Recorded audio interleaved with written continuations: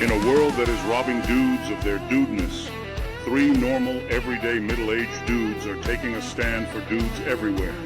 Join us as we talk about life as a dude in today's world. Honey this whole time, so. Excellent.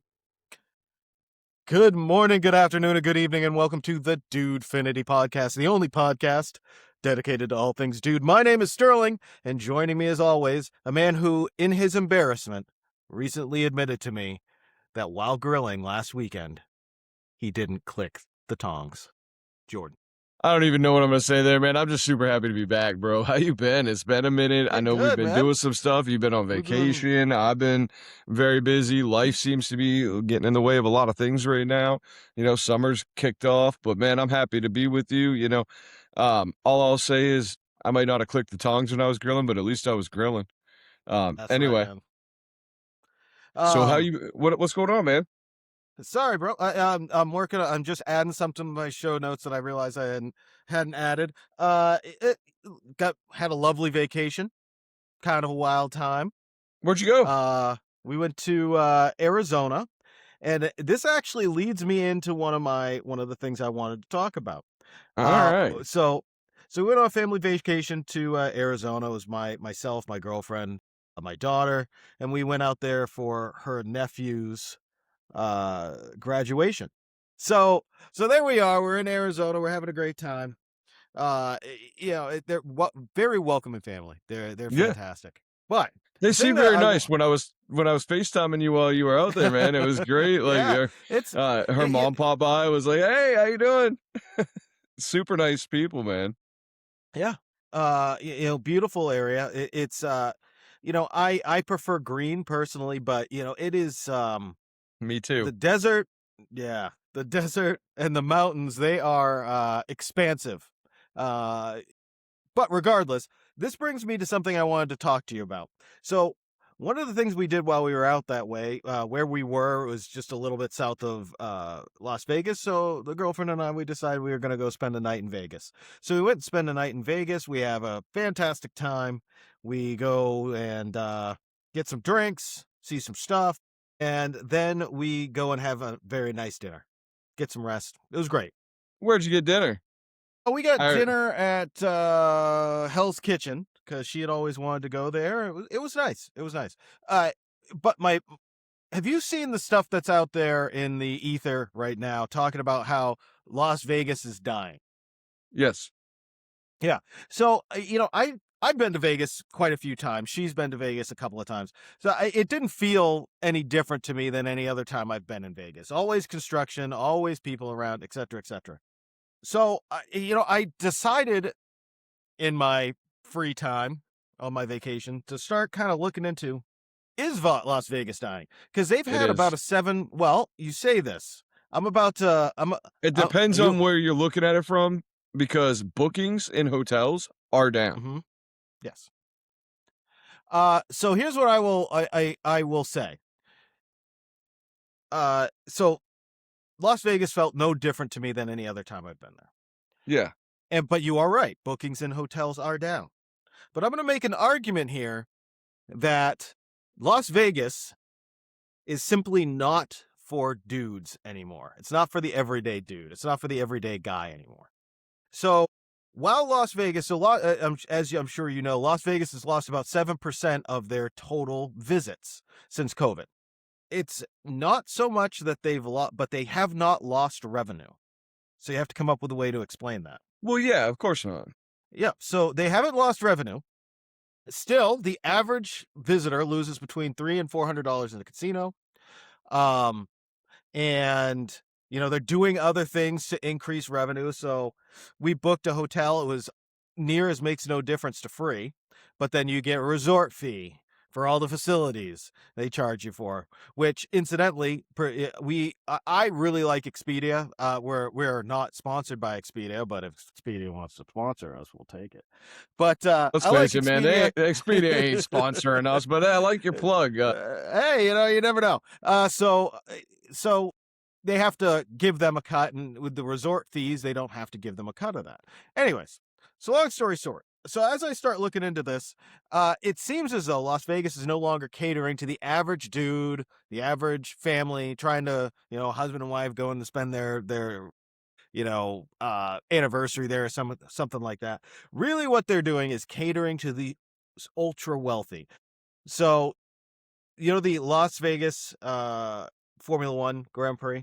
There was a package offered by Caesar's Palace that included, obviously, tickets to see the Grand Prix, and they put you up in the hotel, they take care of you, they do all the extra super special stuff. Would you like to know, my friend, how much that package cost? Why don't you tell me, sir? $1 million. It's $1 the Emperor million. package. But this is what I mean. It's not a place. It's not. They don't really care about the little guy anymore.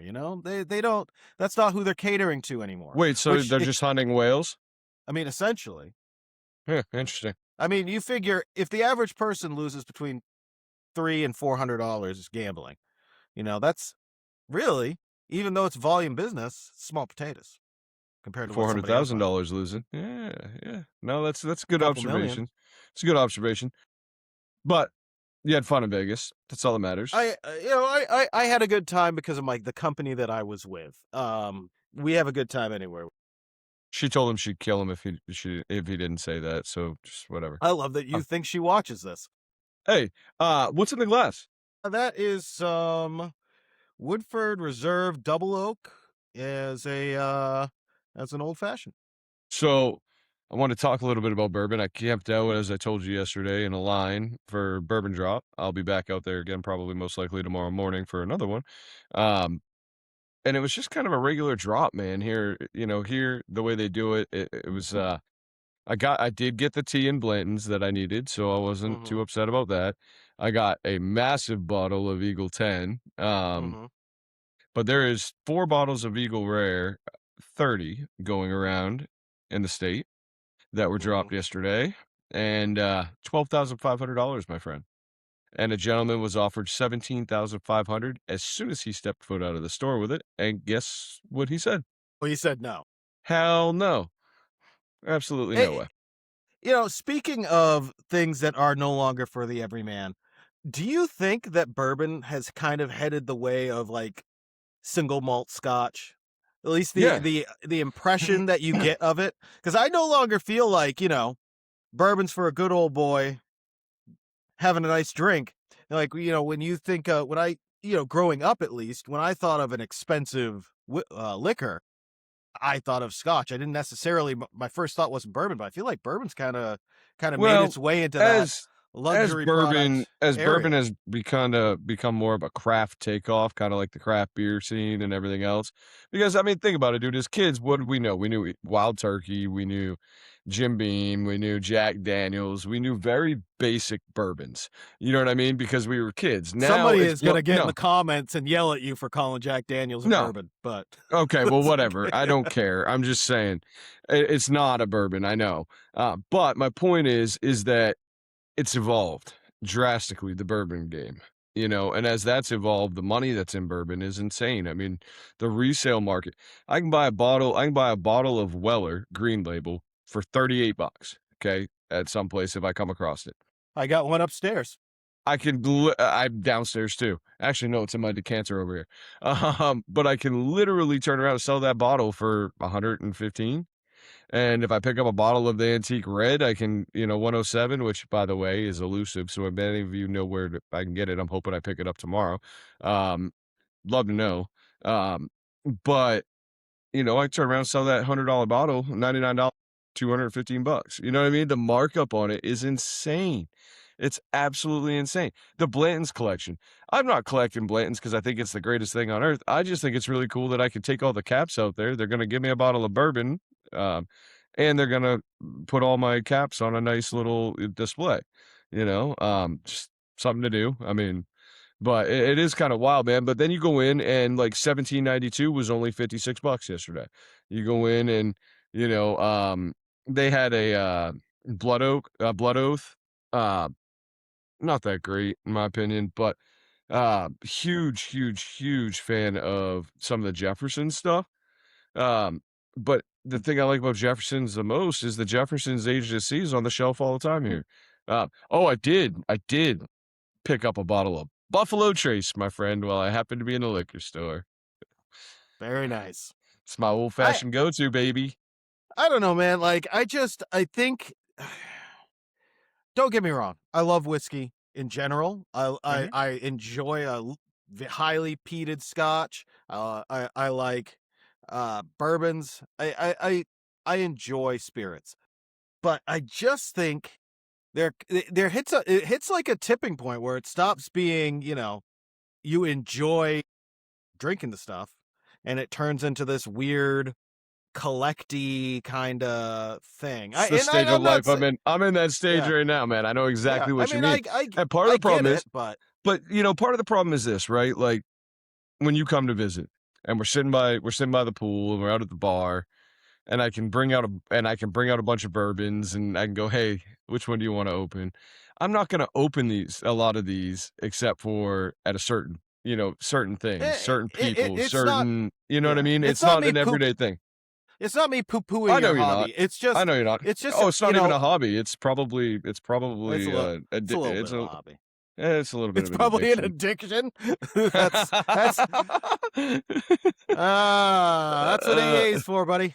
Yeah. Uh, no, but you know what I mean. It's just I always thought of bourbon as kind of the everyman's liquor, No, you I know what you know, mean.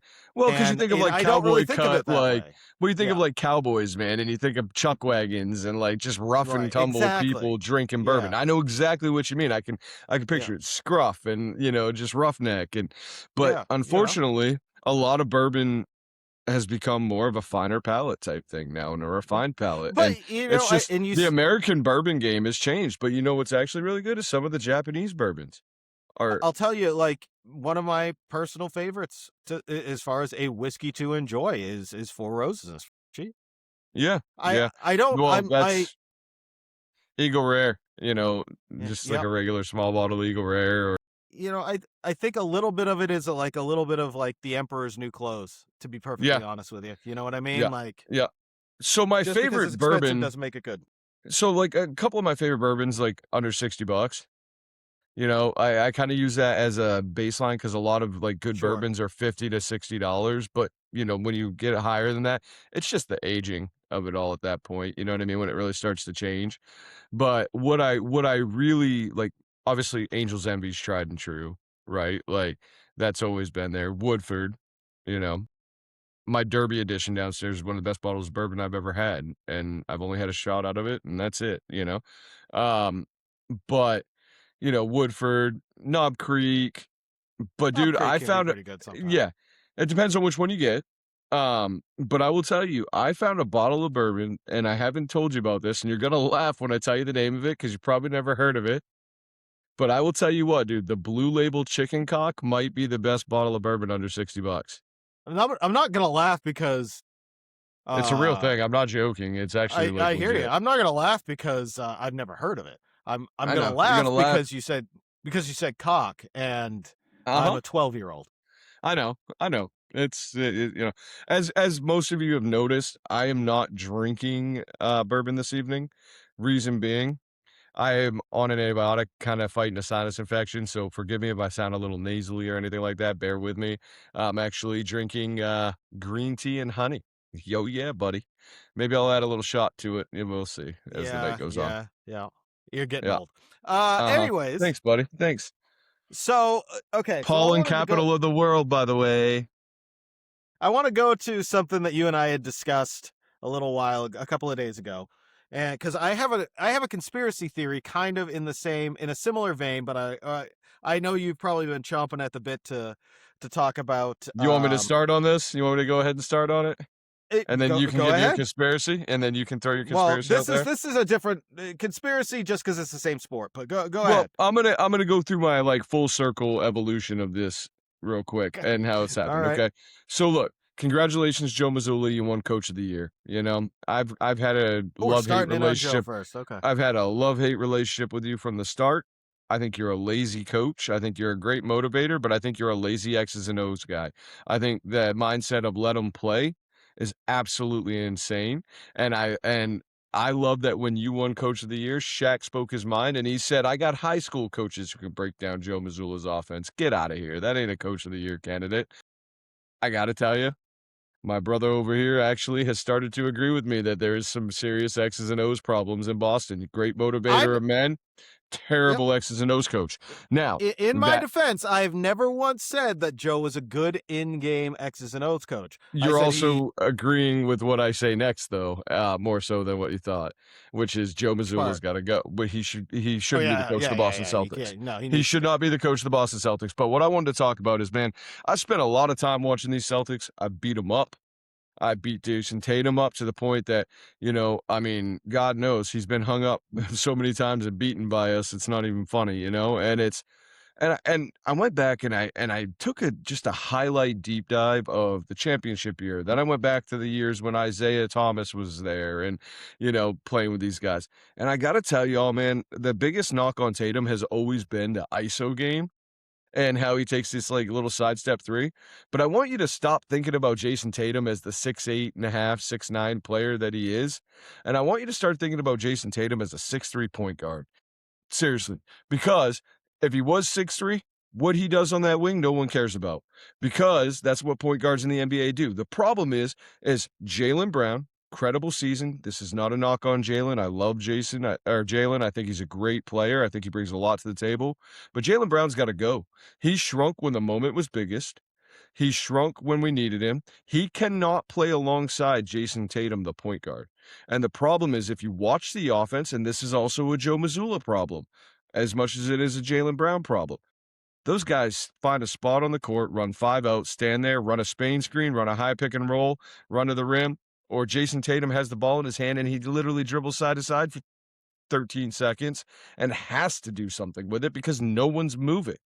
And it's become an absolute, like, revelation to me that Jaylen Brown cannot play with another star. He cannot do it. He has to. He. They will. Remember, we've asked this question a lot, Sterl. I know a lot of Celtics fans have asked this. Why can Jokic and Jamal Murray score 30 points a night? Why can Shea and Chet grab 30 and 25? Why can these duos do it, but we can't a lot of times? And I'll tell you why. Because they don't run offensive sets that get them open. And you know what? It's Jason Tatum's job, as evidenced by the fact that the ball's always parked in his hand, to get them in their offensive sets. I don't think they have any offensive sets to get them in. That's my hot take. I don't think they have a single one. And if you listen to Joe Mazzulla talk, Joe Mazzulla says it all the time. We're just going to let him play. We're just going to let him play because he doesn't know how to run an offense. Fire him, get him out of the way, bring in Sam Cassell, let him run the bench. By the way, trade Jaylen. I like this deal with Atlanta. Bring Giannis in. He's a top 5 player. Let's go. Let's run it back. Okay.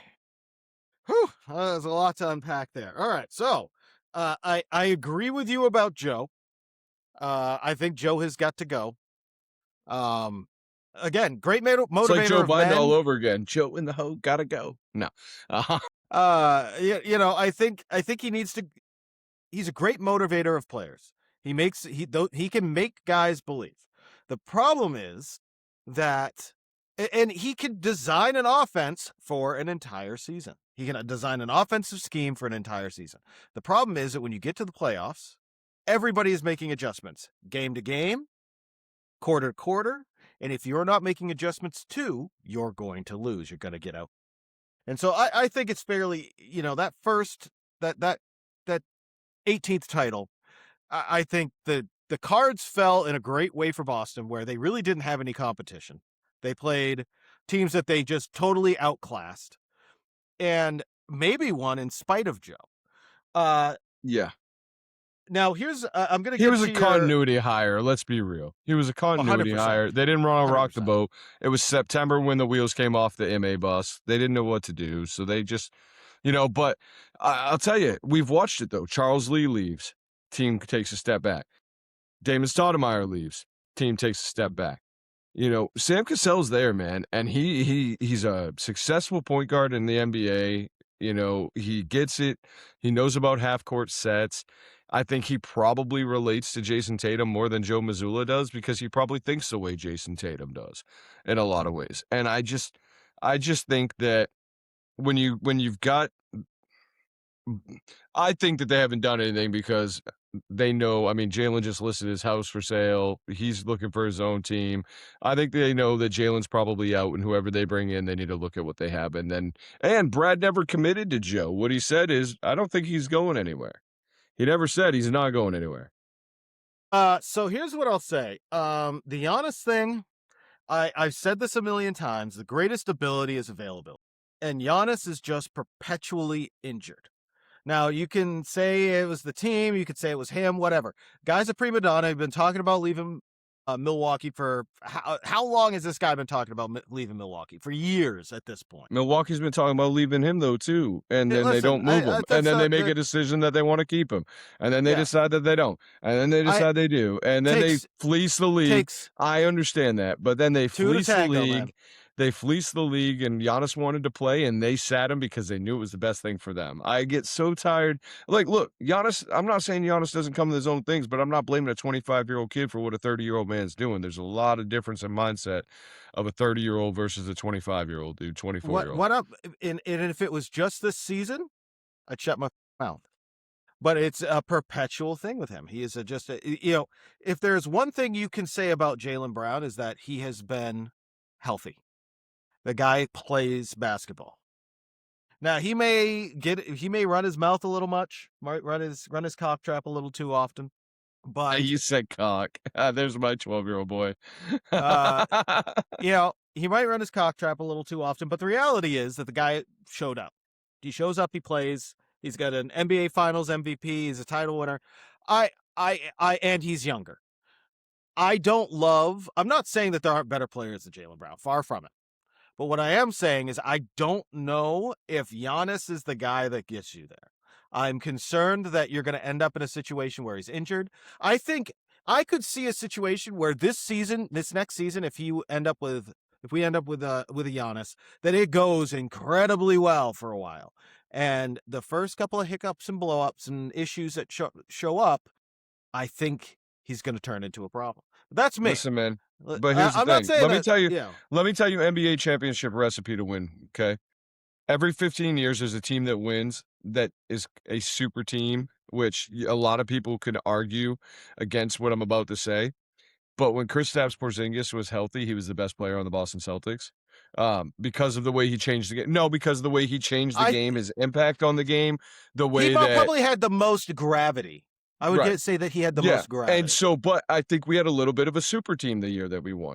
You either have a super team or you have a top 5 NBA player. And guess what? There's a handful of top 5 NBA players.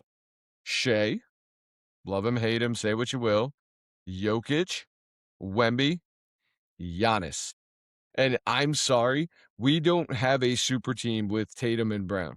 You bring Giannis in, you get a top 5 player, and you get a top 8 player on the same squad that plays more of a point forward. They play different spacing. I think that Giannis would be so motivated to play alongside a guy like Tatum that it would not matter. Tatum would be the best player that Giannis has ever played with. Prove me wrong. I would agree. I'm not going to argue that. I don't trust the guy. I don't trust the guy to keep his head on straight, and I don't trust the guy to play. That's the big issue. I just don't trust the guy to play. I don't trust him to manage to play a full season, and I am worried what happens to him in the playoffs. Regardless, I'm not saying that he's not a fantastic player. He is a fantastic player, and if he is healthy and I am wrong, they got just as good of a chance of winning a title as anybody else in the East. But this brings me to my conspiracy. All right, you ready for this? So we were talking the other night, and you brought this whole Giannis thing up, and I was saying I don't trust him because I think he's just going to end up getting injured, et cetera, et cetera. But then that got me to thinking, why is it that guys seem to get injured so often? And, so I'm thinking about it. I'm like thinking like, yeah, Jordan used to play 82 games this season. Shaq would miss 10 games. Karl Malone always played. John Stockton always played. Unless somebody had some major catastrophic injury, these guys were playing full seasons. The big men were playing full seasons. The tiny point guards were playing full seasons. Everybody was playing full seasons. And you can make the argument that some of this is like rest. But I actually don't think that's what it is. So I There's started kind of something in looking the at chicken and the water. It's the Jesus hormones in the Christ. chicken and the water. No, I don't think so. No, I I know, think I what know. it I've got a uh, different uh, theory, but let's hear yours. I think what it is the NBA's drug testing policy. You know, they didn't even start testing for steroids until 1999, and even then Yeah, but if that's the case, they got. LeBron would have been popped by now, over and over. I think I'm not saying LeBron's been using steroids. I think LeBron LeBron is uses just a an HGH recovery type thing though, and everybody yeah, knows it. but they got rid. Well, anyways, but so do you know when they in 1999 they started their steroid policy? Mm-hmm. Do you know what their testing regime was for veteran players? A random test, but it was during training camp. That was it. And that stayed that way all the way up through the 2000s.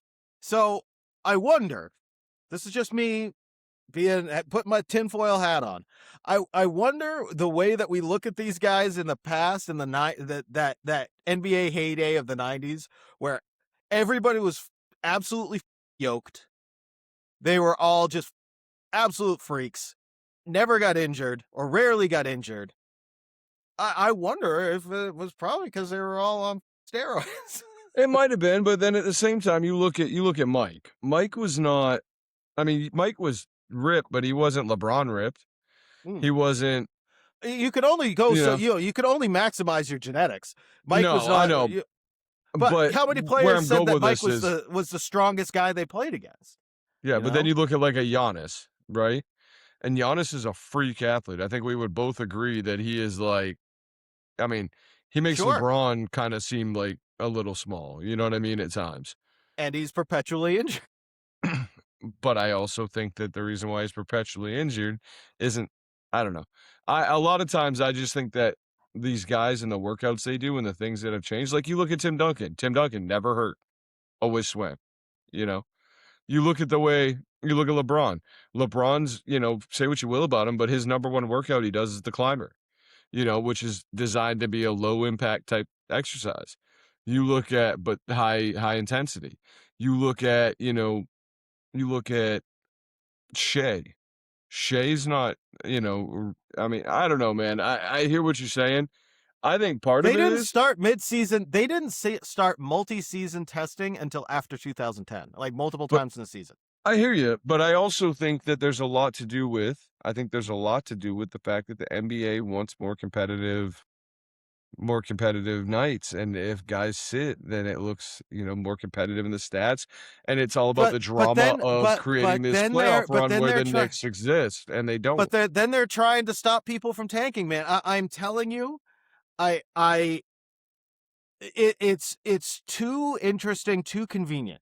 The 2023 was when they genuinely started drug testing like it was the Olympics. Like randomized drug tests throughout the season. Actually prohibited not just steroids, but diuretics and stimulants. Started HGH and synthetic testosterone. They didn't take it seriously until 2023.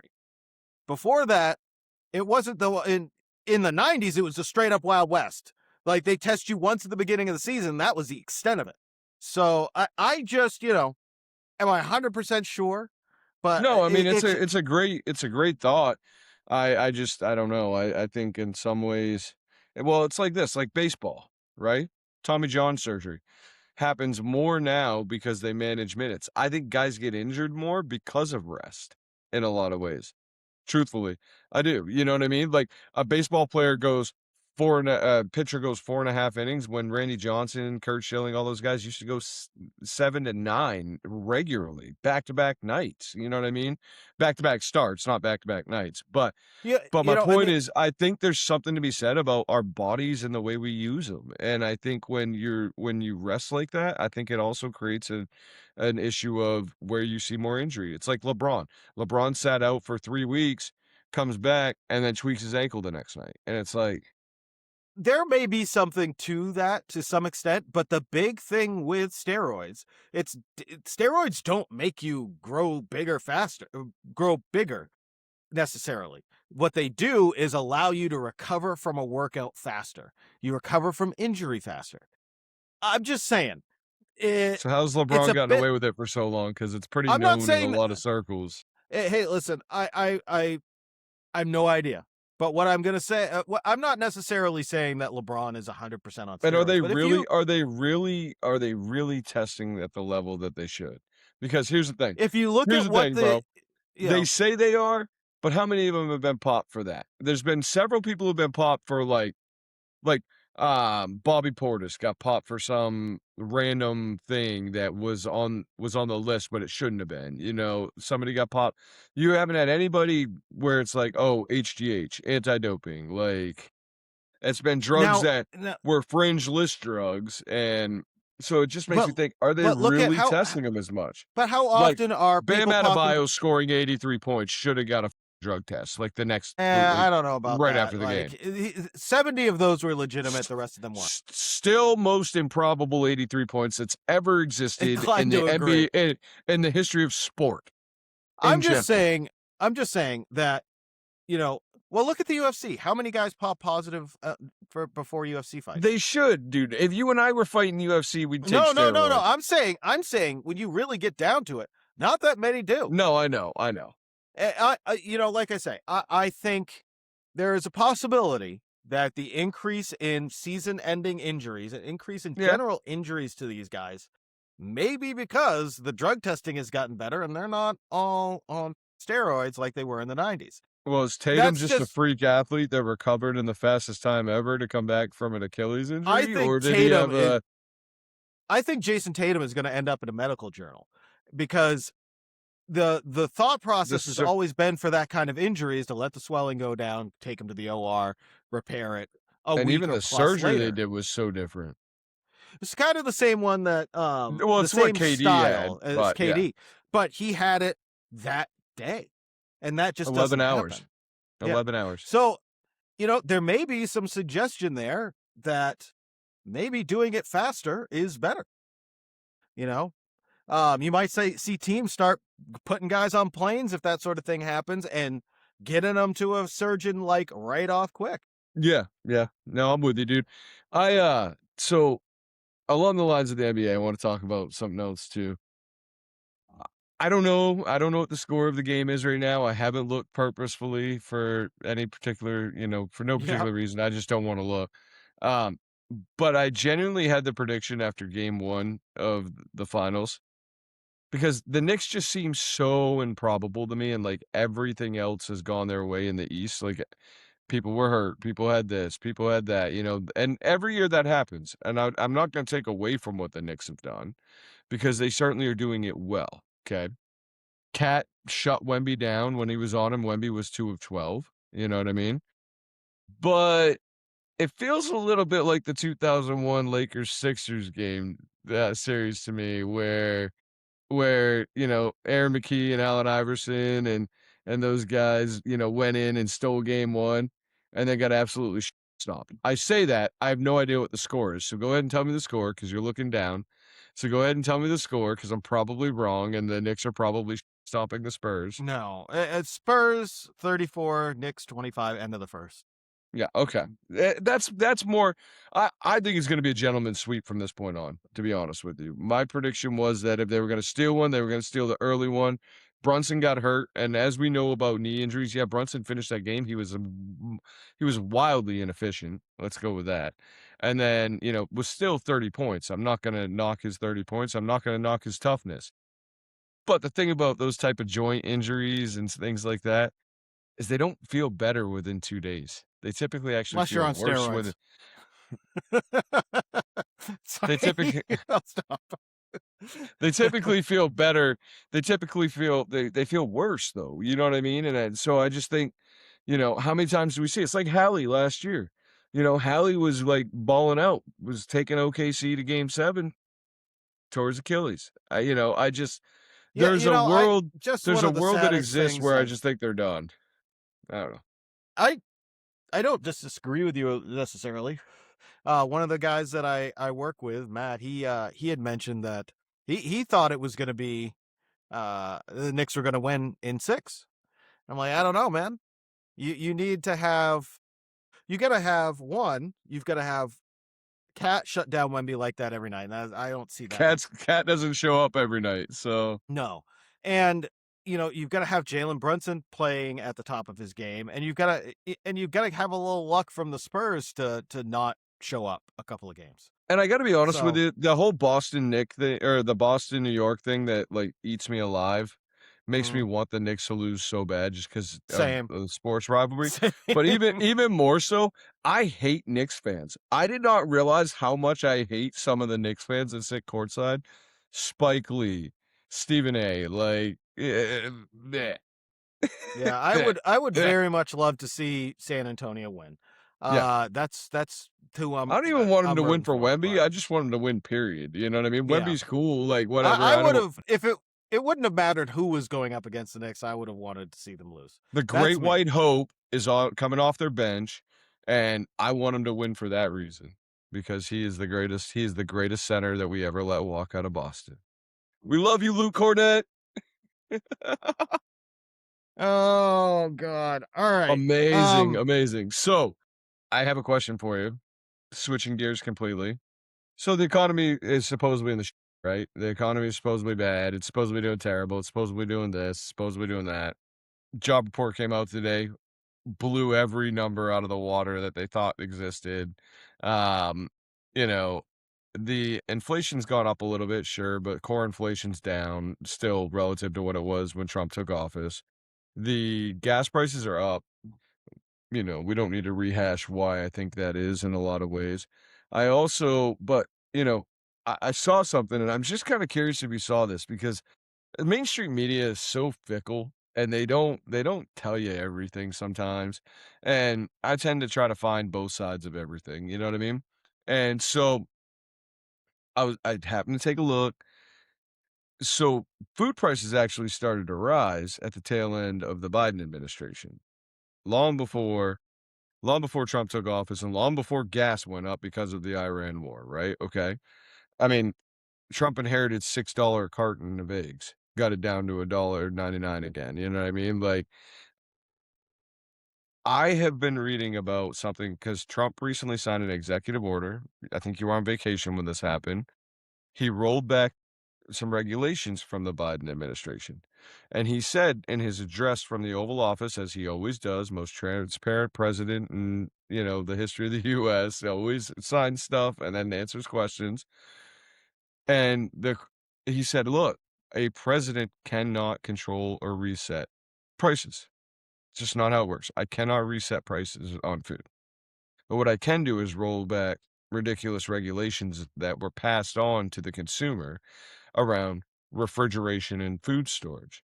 But during the Biden administration, they basically passed these laws that were very climate centric and, all around like certain freon and certain chilling and certain regulations for your food storage and all this stuff.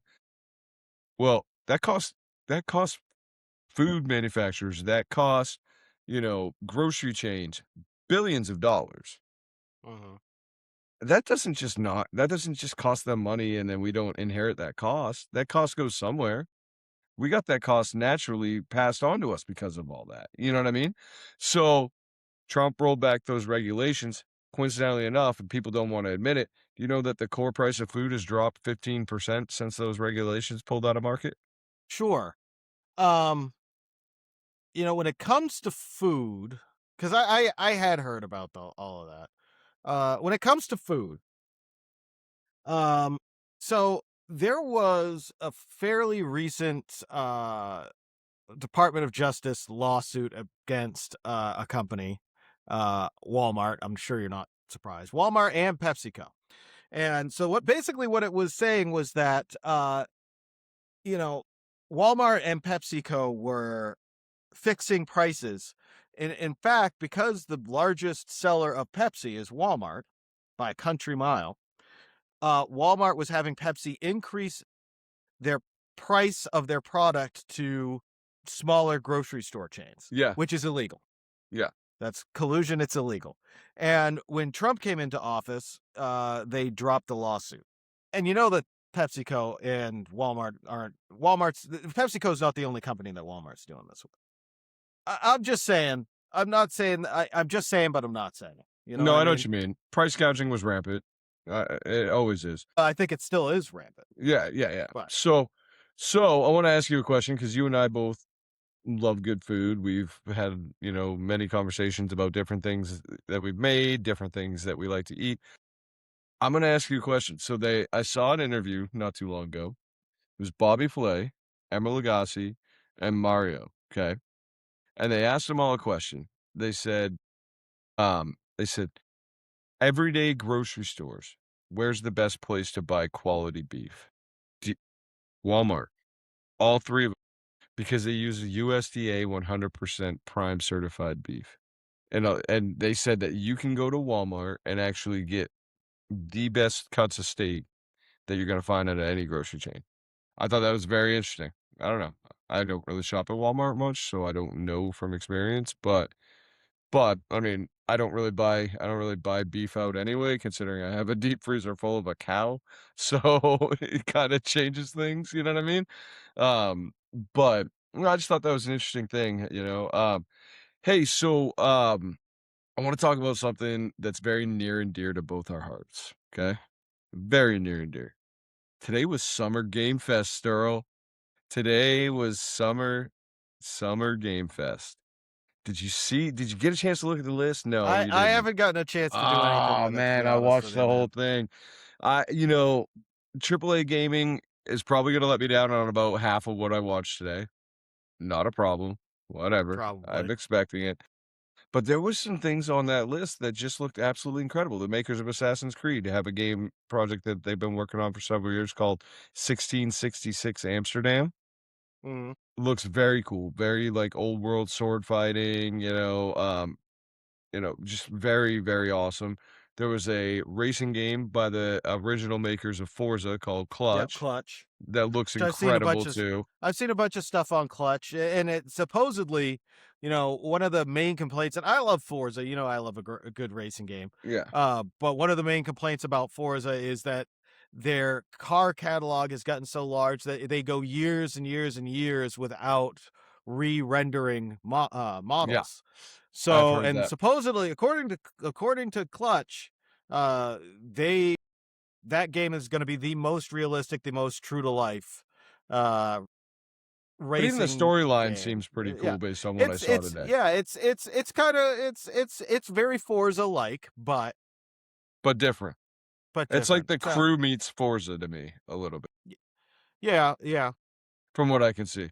I mean, obviously, everybody has been waiting for years for GTA 6. So, I've got a little tunnel vision to November for that. I'm looking forward to when you and I spend hours just, yeah, pulling Heists. heists and, But it doing our does thing sound like we're going to be a bit uh online. before we Yeah. get GTA Online. So, you'll spend a little time with the No, base and I game want to before do that. I online. want to do Yeah, that. You know what I absolutely. mean?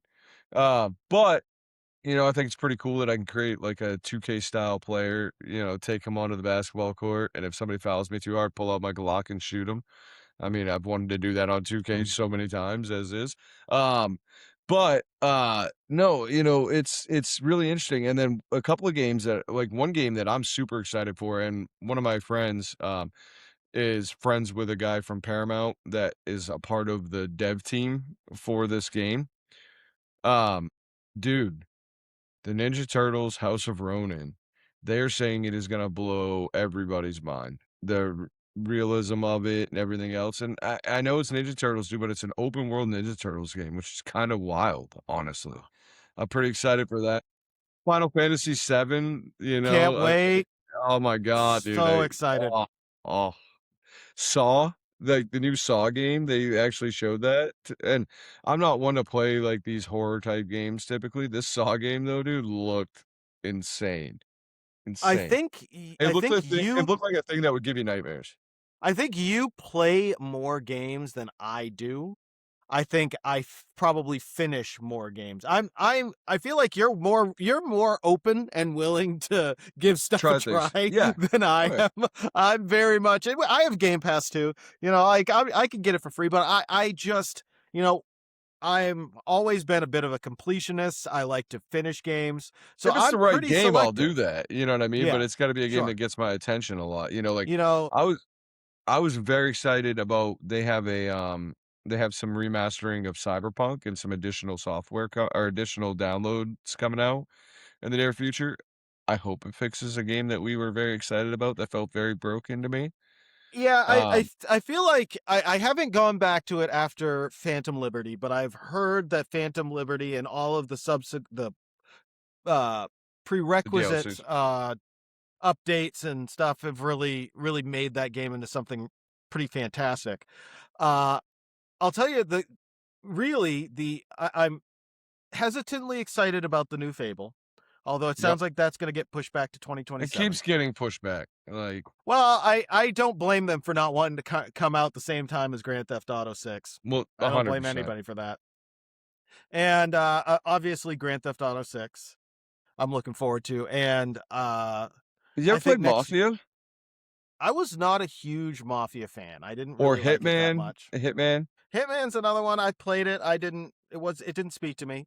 So I Mafia's got an old world mm, continuation coming out too that I got kind of excited about, but, yeah. I really like an RPG. That's kind of my bread and butter. Those are my favorite games. Yeah, The Witcher, Mass Effect. that's honest to the core though. Leisure Suit Larry way back in the day. Who doesn't like some classic Leisure Suit Larry? Leisure Suit Larry Love for Sale? Oh yeah. Yep. The Captain. The Captain. Don't No, pretend but like I you am didn't like playing that oh, dude, game. we used to play it all the time. I'm, like, so excited, though, just because there's actually some buzz around gaming right now, but I don't know, man. We'll be massively disappointed, and we'll be talking about that at some I point, you know just what I mean? again like I guess I'm getting skeptical in my old age, but I don't really trust AAA developers. They've been slopping pig slop into onto your plate for the last however many years. One Well, or two games we of tend to agree that the Japanese producers are outproducing a lot of people, for yeah. sure. So there was a Japanese guy that has come out with and I can't remember the game all of a sudden, but it looked really, really cool. I can't remember the name. It's called like Blood something, and it just looked different. It looked different, and so that one looked kind of cool too. That's why I wanted you to watch it because I feel Yeah. like you're gonna I'll see check it out. a few things on I'll there. check it They're out also this coming evening. out with like Sega's making a play. We knew that. So like Sonic the Hedgehog's coming out again, and I'm like, ooh, I mean, popcorn game, good for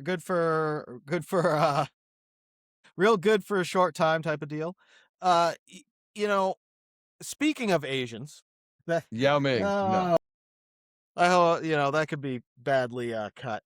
Speaking of Asians, um, so well, actually, I'll get to that in a second. I wanted to bring up something I've talked about a few times on the podcast, and that is the price of brand new cars. So the price of brand new cars. Recently, you know that I spent an exorbitant amount of money to repair my car because I am I do I have the knowledge? Do I have the tools, the capability to do this major repair? Sure I do. Do I have the time or the desire? No, I don't. So I caved. I decided to just take it, fix it. I hate paying for it. Something I can do myself, but fine, go do it. So in this decision making process, whether to fix it or trade it in, I started looking at new cars. And so the average price for a new car in the US is $50,000. That's the average new car sale price. There's a growing number of 7-year car notes out there, which is there's people taking equity loans out on cars now. it is just the most insane thing I've ever seen. And, people are starting to catch on though. A lot of these cars are sitting on the lots longer and longer, which isn't good for the dealer. I think during COVID, there was such a premium on new vehicles because they were so difficult to get. And I think I think dealers and manufacturers don't want to go back. But I think, at this point, the consumer you just need to say no. I'm not going to pay you $40,000. Do you know how much it costs to get a base model 2-door Jeep Wrangler right now? The Oh, it's like cheapest Jeep Wrangler. $38,000. Yeah, about 40 grand for a car that 10 years ago was 25. And here's the thing. I know everything goes up with price. Every price goes up with time, but that's insane. That's not inflation. That's something different. So when I was kind of, again, rabbit hole spiraling, did you know that there's a class action lawsuit against General Motors? For what now? So, and it's in California. There's one in California, one in Illinois, and one in Texas, all over the same thing. So we talked before that General Motors was like, nope, we're not going to do CarPlay anymore. And then a recent study from JD Power and Associates said that 80% of auto buyers said they would not buy a car without CarPlay. In fact, the CEO of Ford was making fun of General Motors for it, which I thought was really funny. Yeah, go at him. But just to show how, so you imagine, your car has a lot of information about you, right? Your driving, got your driving habits. If it's got GPS, it knows kind of where you go, where you live. Information. It can transmit insurance information, which a lot of people don't know. And so they're under investigation. There's a class action lawsuit against General Motors, which the California one, I think, settled.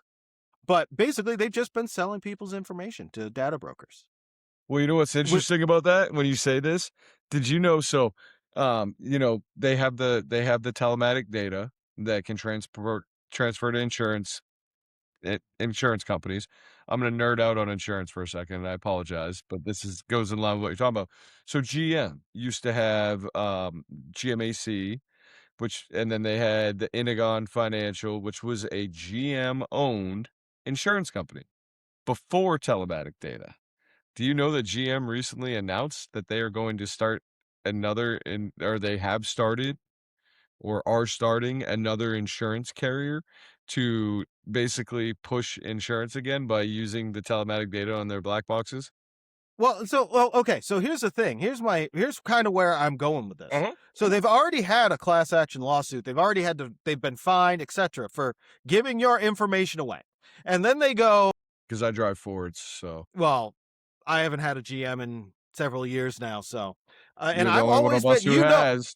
I've always been. Yeah, but you're the only one of us who has. You know that I've always been a General Motors guy. I think Fords are crap. I know. But when it comes to keeping your data safe, I'd buy a Ford. Right now, I would buy a Ford over a GM any day of the week.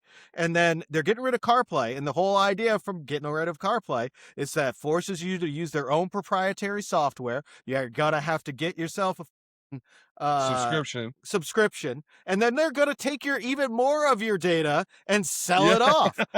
So dude, it's insane. So why on earth would you buy one? You wouldn't. Like I say, smart people wouldn't. I guess there's some foolish people out there that are going to, and they're in trouble. They're in trouble because of this CarPlay thing. They're in trouble because of these lawsuits. They're gonna and then on top of it, the thing that takes the cake is that they've lost almost. I want to say okay. They had $3.8 billion in sales in China alone. Yeah. They've lost $1.8 billion in money from China.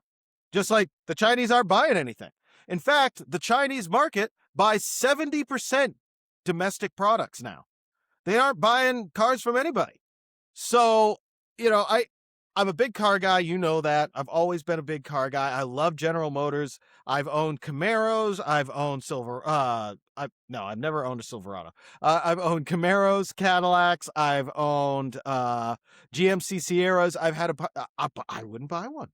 There's no way in hell. There's zero chance that I would buy a General Motors product right now. And this broad that they've got in charge of the place doesn't give a about cars. See, this is a problem. It's just like anything else. Now, you don't love you didn't get into your job because you love numbers necessarily, but I feel like you're very much a people person. And so in your job that you get to do, you get to interact with people, and that's what you're passionate about. Right. You should do things that you like. This lady doesn't like cars. She just likes fleecing people out of money. And I feel like there's a second GM bailout that's going to end up having to come out some point here. Like I say, Yeah, but at what point do we not bail them out? Honestly, I say let it them fall. Let them fall. Let it burn. Like the government shouldn't be bailing out companies that are mismanaged. They just shouldn't. In my opinion, if you're not going to listen to because this is the thing, man, they don't listen to their customers. It's not like consumers haven't been telling them. Well, no, but here's the other part of the problem is that we have made in the best and the worst ways cars a symbol of your success, right?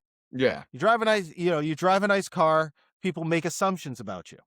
You know, if you showed up with what you do for work, if you showed up in a 1993 Honda Civic, do you think people would look at you the same? Of course not. They'd go, man, that guy's very frugal. Look at him. I doubt or it. His company needs to pay him more. Yeah. So, but that's what I mean. You know, they are at the end of the day a status symbol. And so these high car prices, while that market is slowing down and more cars 1.7 million cars were repossessed already this year. It's starting to slow down and people are starting to realize that they're too expensive. And taking out a 94-month loan or whatever, my math may be wrong. I can't remember. 72, 84, 96 month loan you can get. Anyways, they're starting to realize that is a poor financial decision. And these cars, you shouldn't pay $103,000 for a pickup truck. You know what I mean?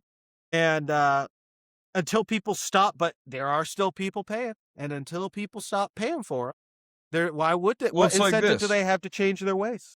How many times have I told you, I'm a truck guy. You know that. I'm a truck guy stuck in an SUV.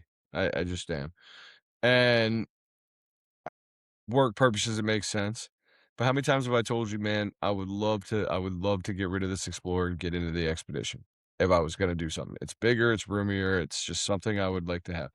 I'm not spending $85,000 to $90,000 on a vehicle. It's never going to happen. It's never going to happen. I will literally show up in the 93 Honda Civic before I do that. I mean, everything is relative. There are certainly people that look at a $93,000 car and go, that's chump change. But for regular people, even regular people who do fairly well for themselves, that is too much money for you to spend at some point, on a it becomes a bad financial decision. You know what I mean? Well, it's a depreciating asset. You go buy a brand new car, you drive it off the lot, it's lost value. And it's going to lose value every day that you have it. You know who's getting crushed right now? I have a very good friend who is the GM of a Mercedes-Benz dealer. I was just about to say they cannot move Mercedes right now, man. No. Like they're like the deals that they're having to offer are stupid. Their used cars are sitting, their new cars are sitting. It's insane. Mercedes is getting absolutely crushed because of a couple reasons. One, I'm going to call you out a little bit. I get why you drive an Audi, but at the end of the day, an Audi's more expensive. It just is. Sure. It's more expensive 100%. for repairs and everything else. I got kind of some bad luck. Some of what you paid, and I don't mean this, it's just what I'm going to use for terminology, is a stupid tax because you bought a car that costs more to fix. You know what I mean? Like at its base level, it's going to cost more than if you had a Ford, a GM. Yes, to an extent. Okay. But what I was going to say is same way as people buy Mercedes and everything else. I know you bought your car because of the transmission and just all No. the things. I bought my car because I know that German cars depreciate like a stone. So you Yeah. get a lot more for your money in the used Right, market than you right. would for a GM or a And you Ford. had bad luck. I Yeah, I and get that. I had some But I just had straight up bad luck, but and I'm not regardless. calling you stupid when I say that, but what I'm saying is Yeah, these you people are, go out and buy dick. well, no, like my buddy, he's got a Mercedes. He goes and gets a service. One of my buddies in the neighborhood, he goes and gets a service. $1,000 to get an oil change, tires rotated, and everything else. Come on, man. Like at some level, like if you want to buy that, go for it. That's and I'm not knocking anybody who does, but don't ever complain about the cost of it. If you know going into the dealership in today's world that it's going to cost you way more than it ever has, I mean, the reality is that it costs a ton regardless now. Like it costs a ton no matter where you go. But as I say, until people stop paying, they're going to keep doing it. And it's the winds of change are starting to head in that direction. Well, And here's so one for you. Oh, go well, ahead. hey, let me here I got one for you. You want to know what a lot of the part of the impetus for so COVID happened, yes, that caught up everything car related. But one of the things that happened was they started requiring backup cameras. And as soon as they started requiring backup cameras, you had to put a screen in a car. And as soon as you have to put a screen in a car, the manufacturer goes, "Oh, well, we're going to put a 10-inch screen, and we now have an excuse to increase the cost of the car. Let's get rid of the base Bro, model is no it's longer a like we base model. drive They just don't make computers. it anymore." We drive You're computers. We 100% don't right. drive cars. It's like this. I got a recall for my Ford, for my Explorer, where the backup camera will just randomly go out. So Ford sent me a recall notice actually today that said, "Hey, we're gonna offer you a free backup camera and screen replacement." Cool. Glad you're taking care of it. But now I gotta spend time to go get it fixed. I gotta go, yesterday I dropped my car off. This is crazy to me. Okay. I've never been someone who's like staunchly like, I'm going to change my own oil, but I've changed my own oil a lot over the years. It's not like it's the most complicated thing on earth. It's always been quick and easy and cost effective. Do you know that by the time I buy the full synthetic oil that I want to use, the filter, rotate my tires, and take my time to do it, it's like $75. So for the works at Ford to get it tires rotated, full synthetic oil and everything else, $90. Like, Yeah, bless you. I stopped. That's I crazy. stopped I used doing to change my own. oil for $30. Like, I stopped doing my own. 25. Well, and then you gotta get rid of it, and it's a pain in the day. Yeah, I stopped doing it years ago. But here's the other thing, man. You've got these manufacturers charging you an arm and a leg for a car, right? Yeah. There's a recall. There's a recall on Everything. GM has a major recall. GM has a recall on the 6.2 liter V8, which is in the Suburban and Yep. the Yukon and the 2500s. And so, basically these engines were grenading. And Yeah. GM's suggestion was use thicker oil. Nope. You charged me $105,000 for this damn thing, and it Give me a better car that, work. yeah. Yeah. Well, dude, my wife's Bronco Sport, right? That little Bronco she drives. Do you know that they had a recall at Ford because fuel was being dumped on the engine That's helpful. and catching on fire? Sure. And I'm like, sure, park in my garage, please. Burn my house down. Love that. And then this kills me. I go a month and a half ago I'm kind of kicking tires on if I'm going to take a work car and sell this car or what I'm going to do. I've been back and forth on this a bunch of times. So I go up to Ford, I see what they'll give me, walk the lot. There's this line of Broncos and there's like 12 of them and they're all 26s and they're the full size Broncos and they're sitting there. And I was like, what's with these? How come they're not up front? He goes, I said, can't put them out yet? He goes, no, but not for the reason you think. They all have recalls on them already and we can't put them out until we fix it.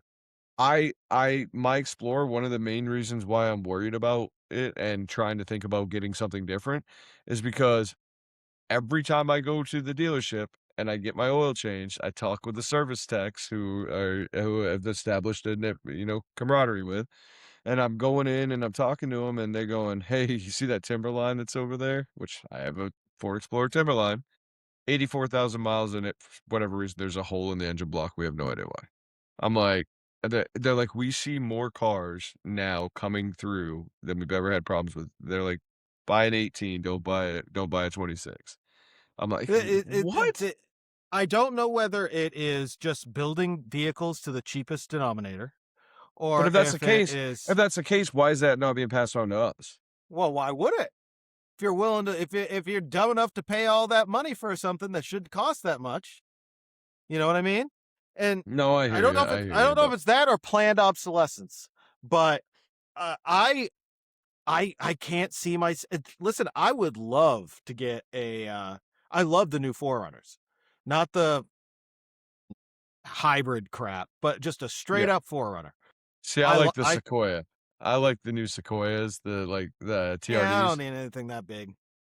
Yeah. I don't drive as much as you do, but I drive a significant amount, and I don't really need anything that big. I But just want I to feel like them. comfortable. Yeah. I like them, but I wouldn't buy one because it's a new vehicle. I won't do Yeah. it. I can't Yeah. I can't in good conscience like I've leased plenty of new vehicles. I like a lease. But the way that with how expensive these things are, it just doesn't make sense. My girlfriend's friend bought a car. I gotta be careful. My girlfriend's friend bought a car. She bought a Corolla. What is it? She bought a. Is It's it the it's Corolla not. S? I'm gonna definitely going to. Hold on. It's the. It's not the TRD. It's the GR Corolla. So they're a cool little car. She bought a GR Corolla. It's a cool little car. 6-speed manual, all-wheel drive, turbocharged 3-cylinder, about 350 horsepower. They're a cool little car. Her monthly payment for a Corolla is now. I don't know what her financial situation is. I know that she didn't roll over another loan. That I do know. But $800 a month for a Corolla. $800 a month. For a $250 a month car. I mean, this is the top of the line. It's sporty and it's fast and all of that stuff. Okay, 400. But that would be my thought. $450, somewhere in that ballpark for this. It's But insane. $800 a month. And I'm just saying, man, like the stuff's too expensive, and people All just right. need to stop buying it. So Buy we can talk about this used. car. Well, no, don't buy used because then you'll Don't make buy it more used. expensive, and I won't be able to Just don't do it. buy cars. Just don't buy cars. Just don't buy them. Start walking. How do we solve the Ride obesity a problem in horse. America? Start walking. Anyway, uphill both ways. Get a bike, ride a horse, become Amish. So before because we've gone an hour and 10 minutes. Yeah, we're a little over. I do want to talk about something before we kind of bail out of this, and it's just I'm gonna obviously give away where you live when I say this, not to the extent that we know exactly where you live. Okay, but Graham Plattner. Graham Plattner, dude. Like, I'm sorry. I got to go full circle. I got to go in on this. I'm so confused and lost on the irony of some of these. Okay.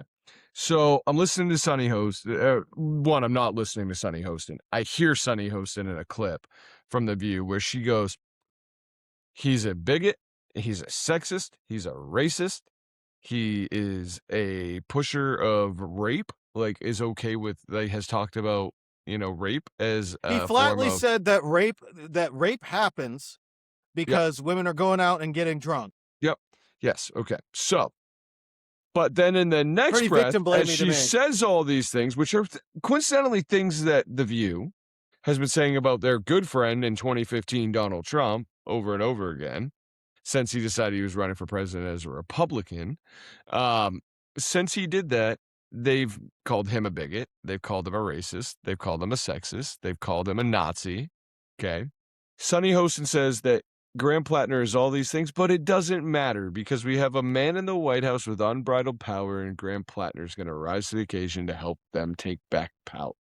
They're idiots. Graham Plattner wears a Nazi symbol from the Nazi special forces, okay, on his body, has it there, has all these stories out about him. Bernie Sanders, a supposed practicing Jew, comes to Maine, gets on stage and says Graham Plattner's the greatest candidate to ever come through Maine. He's going to win this race in a landslide. We need Graham Plattner. You got a Jew on the same stage. What the am I missing? Has the world gone crazy, dude? Like, it doesn't matter. It doesn't matter. Is it TDS? Is it TDS? All that matters is what political. Is it really just Orange Man's bad? Yes. It's not just Orange Man's bad, it's Republicans bad. You know, I've prided myself on being I want to vote for the best candidate, regardless of which party they're in. This guy is just straight up a piece of shit. You know, and then they'll He's go. Just a bad human. Dude. Hold on. They'll go, oh, well, you know, there was an article in a local newspaper that was like, oh, you know, we should really be proud of his growth. You like kiss he didn't my change black that ass. much. He didn't change. No, it's not that. It's that if it had been about a Republican, it wouldn't have been. Oh, that pitchforks would have been out, burn him at the stake. This is the problem with people. They get so ingrained into their politics that it becomes their identity. They're dehumanizing things. 100%. Stop being sheep. Stop being fooled. Well, like, look, take a step back. Just take a step back. Remove the politics. Remove the political party, and just go. A bad hey, dude. Hold up. I can put this in perfect terms.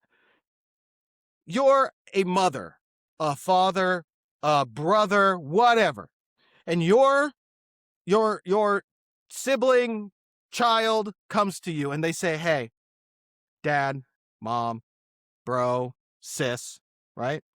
I'm dating this guy. But, you know, I found out that he said that women get raped because they go out and get drunk. And he was talking about cuffing one out in a porta potty. And every time he smells a porta potty, he gets all turned on like some kind of weirdo. And he's got Nazi tattoos. And he's kind of a racist and kind of a bigot. You know, what do you think I should do?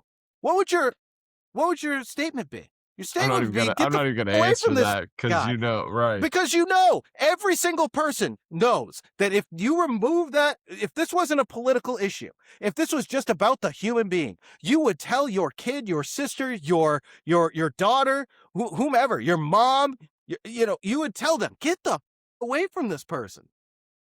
This is not a good person. Get the. Why are you even asking me about this? Laugh. This is an obvious choice. I had to laugh because I think Fetterman is one of the craziest people ever. Like crazy cool. I get a in kick way, out of right? it. Like I think he's just a wild dude. I don't agree with everything he says, but I agree with more of what he does than what I don't. You know what I mean? Yeah. Sure. What I will tell you is I love that they were like, what do you think of Graham Plattner? He's like, I challenge you to show us your proof of text. Release all your tags, show us all the history, and if you do, I will wear a suit every day to Congress. I died, dude. I don't know why, but that was so funny because here's Mr. Hoodie. Sorry, I forgot to add. Oh, also, I found out that he's been texting some other chick on the side. Like, what do people like? I'm sorry, I know I'm getting a little heated. No, they took Swalwell. They took Eric Swalwell out of the gubernatorial race out in California, which they should have. I don't like him, you know what I mean? But my point is they took him out because he hit on a staffer when he was younger. But yeah, Graham Plattner in Maine, let's go. You know, let's just like I say, it is complete and utter. Like, listen, my friends, I need you to just listen to me for a second. Would you let your family member date Graham Plattner? Look at all the things that he's done. Just to remove all the political stuff. You'd have a restraining order on question. You'd have a restraining order. You literally have a restraining order. You would want nothing to do with it. Oh my God. And it's just, it doesn't make sense. And like I say, the only explanation for it is that people have become so tied to their political beliefs. You know, I've got no problem saying, I wish Trump sometimes would shut the up. Like, it's real hard to defend you when you put up a picture of you as Jesus, dumbass. Like, it doesn't. I don't agree with all the things he does. You know, there's certain No. things that he does I agree with. There's certain things he does I don't. But you know what I agree with But I'm not married more to than anything about him is that he tells you exactly where the bear's in the woods, and I'm okay with that. Like, whatever, be real. Yeah, I said it. I mean, Like BB, like this with BB the other day. Did you tell BB that he you was fucking crazy? crazy.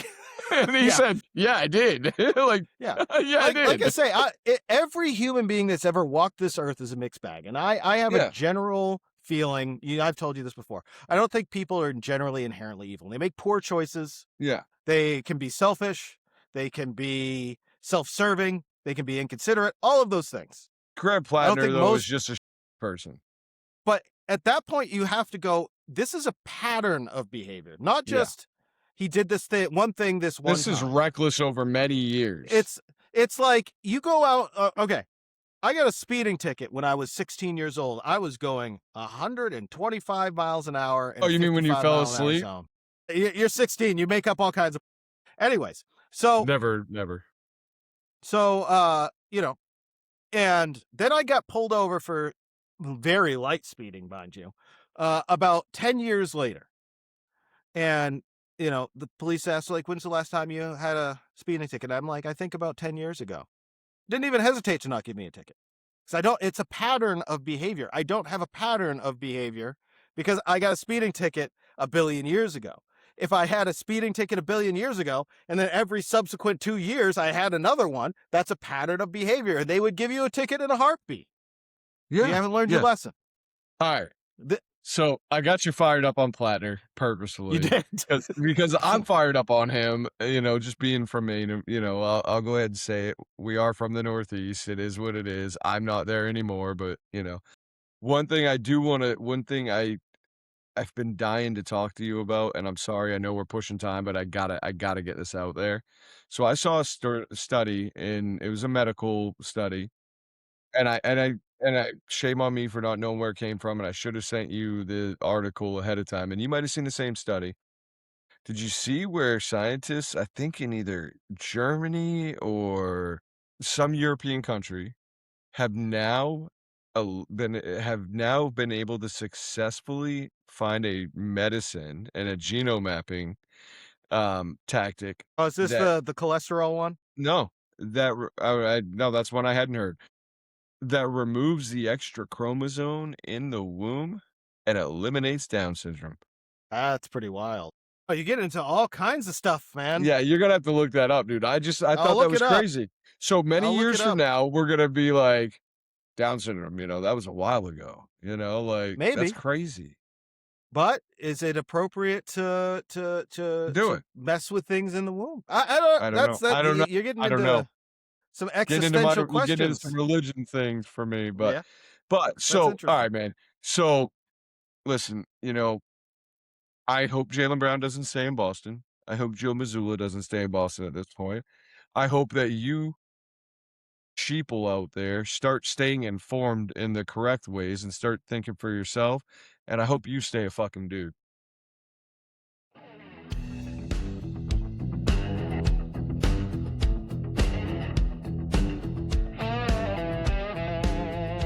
I'm the king of my driveway, mowing lines so straight. Got a toolbox full of glory and a mortgage by the plate.